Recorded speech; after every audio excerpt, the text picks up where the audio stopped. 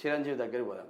రాజకీయాలకు పూర్తిగా దూరం, నాపై కొందరు నేతలు విమర్శలు, వాటిని పట్టించుకోను, నేను చేసే మంచి వారికి సమాధానం, అభిమానుల ప్రేమే నాకు రక్షణ కవచం. సినీ నటుడు చిరంజీవి. అంటే ఎందుకు దూరంగా, మీకు అందరికీ తెలిసిందే, పార్టీ పెట్టిండు, ప్రజారాజ్యం పార్టీ పెట్టిండు. వాస్తవంగా ప్రజారాజ్యం పార్టీ పెట్టినప్పుడు 18 సీట్లేమో వచ్చినాయి, నాకు తెలిసి 18 సీట్లు వచ్చినాయి. తెలంగాణ నుంచి కూడా ఆదరించిండు. ఆడ నిర్మల్, అప్పుడు ఏలేటి మహేశ్వర్ రెడ్డి కూడా నిర్మల్ నుంచి గెలిచిండు.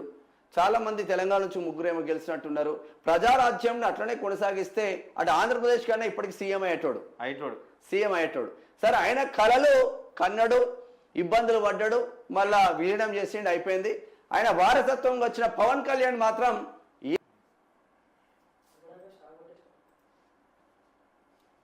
ఇంకా వైఫై రాలే, చిన్న టెక్నికల్ ఇష్యూ మిత్రులారా, అది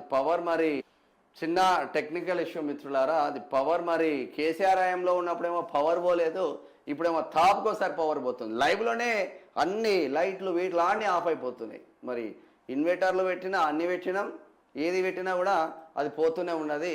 మరి పవర్ పైన ఏమైనా ఉన్నదా అంటే దానిపైన ఉండదు.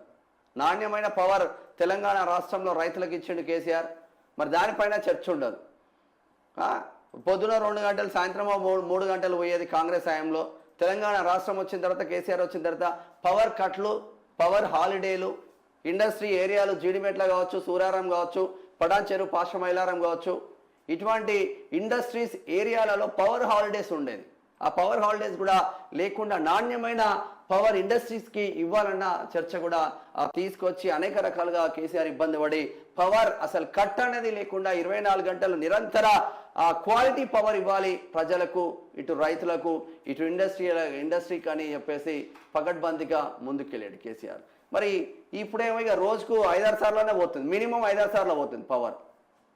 ఒక్కొక్క రోజు పవర్ లేక ఇన్వర్టర్లు ఎటు ఆ బ్యాటరీలు తట్టుకోలేక లైవ్లు చేయని సందర్భాలు కూడా మాకే ఎదురైనాయి. మరి మేము చెప్పమంటే ఇక్కడ వచ్చి మేము కూడా చెప్తాం. కొంచెమన్నా